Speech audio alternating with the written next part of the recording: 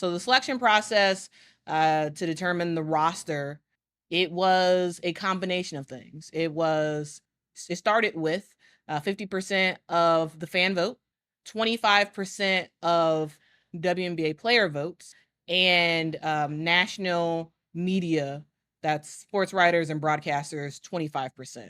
So that was the initial pool of players. Again, 50% fan vote, 25% WNBA player vote, 25% media vote.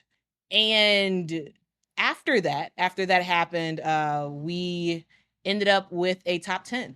So I do want to show that top 10 of vote getters right here on the screen. So here are the top 10 vote getters, and this is after the combination of fan, media, player vote came in. After that came in, we saw a top 10, and this is the top 10. So we had, and this is not in a particular order, so don't read too much into it. It's in alphabetical order, if you didn't know.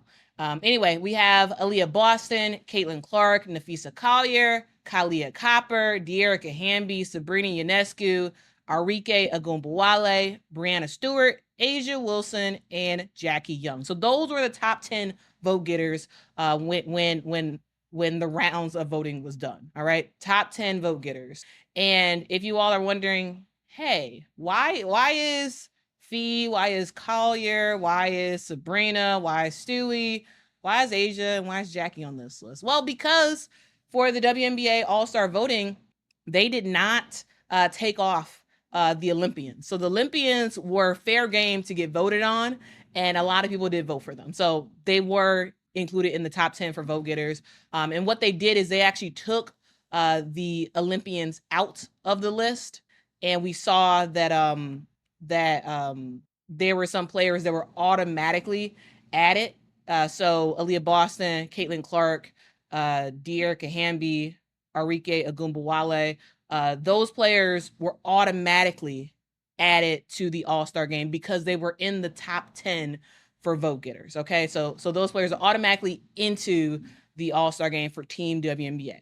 And now for the rest of the players, this was actually where the coaches came in. So the coaches came in and they actually received a list. They received a list of 36, the next 36 highest vote getters who were not already on the Olympic team.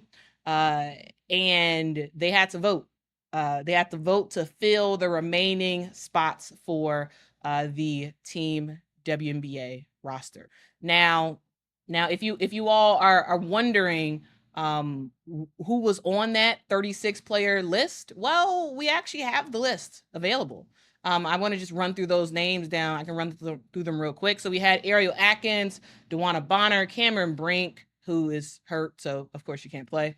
Camila Cardoso, Dejanay Carrington, Kennedy Carter, Tina Charles, Alicia Clark, Natasha Cloud, Sophie Cunningham, Skylar Diggins-Smith, Aaliyah Edwards, Timmy Fagbinley, Alicia Gray, Ty Harris, Ryan Howard, Natasha Howard, no relation, Alexi Hull, Rakia Jackson, Brianna Jones, Jonquel Jones, Benijah Laney Hamilton, Marina Mabry, Ezzy McMagor, Kate Martin, Kayla McBride, Kelsey Mitchell, Nneka Ogwumike, Angel Reese, Katie Lou Samuelson, Nalissa Smith, Alana Smith, Kia Stokes, Christy Wallace, Erica Wheeler, and Courtney Williams. So those were the players. Those are the players that were in that 36 player list that the coaches actually had to whittle down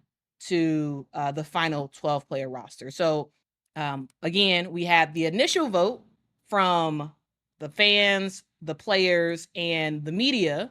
There was a top 10. They weeded out the Olympians, and then the others in the top 10 automatically got into the All-Star game. And then the rest, the other 36 players that had a top vote, the rest of the 36 players were added to this list where coaches were able to actually fill out the rest of Team WNBA. And the thing to note is that players could not be selected by their coach. So, for example, Teresa Weatherspoon she had a vote because, of course, she's one of the WNBA head coaches, and she was not able to vote for Angel Reese because, again, Angel's on her team. So coaches were not able to vote for their own players, but they were able to whittle down that list of 36 to figure out who exactly was going to be on the roster. So hopefully that does make sense to you all. So again, 36 players, the team coaches got a list, and they ultimately were the ones who selected the players that actually made Team WNBA. And for the All-Star game. So hopefully that makes sense. If that does not make sense, let me know in the chat and I can do some more clarifications. But hopefully that does make sense to you all. So again, that 36 player roster, that 36 player list that the coaches had, those were the top votes, not including the Olympians who got votes, and also not including Aaliyah Boston, Caitlin Clark, Dearica Hamby, and Arike Gumbawale, who were already on that first top 10 list and automatically received entry into the All-Star game for Team WNBA. Now, I know some people are probably like, "What? I thought that Angel Reese was a top fan vote. She was." CSC says most of the Fever players made the 36 list team. Yeah, they did. Because again, guys, it is fan vote was a huge factor. Huge factor. So to sort of hone in on CAC's point, let's go down the list of players who was on the Fever. So Timmy Fagbinley made the list of 36 players.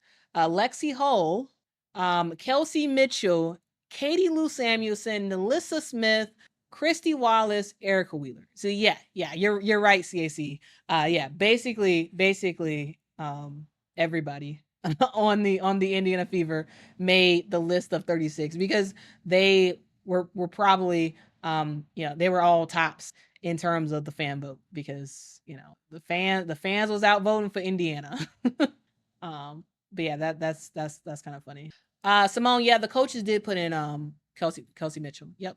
Timothy says it's going to be a lot of eyes on the W. Yep. It will be. It will be. Thank you so much, Bryce, for the super chat. Really do appreciate that. That does help out the channel a whole lot. Bryce says, keep dropping bangers, Quita. Well, thank you so much, and I will keep doing that. I will keep doing that.